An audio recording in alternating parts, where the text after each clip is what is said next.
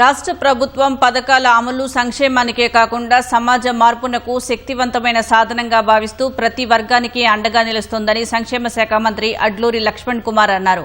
కేంద్ర సామాజిక న్యాయం సాధికారత మంత్రిత్వ శాఖ ఆధ్వర్యంలో చండీగఢ్లో నిర్వహించిన చింతన్ శివిర్ 2026 సదస్సులో మంత్రి పాల్గొన్నారు. ప్రతి పౌరుడు గౌరవంగా జీవించాలి అనే లక్ష్యంతో తెలంగాణ రాష్ట్రం ముందుకు సాగుతోందని పేర్కొన్నారు.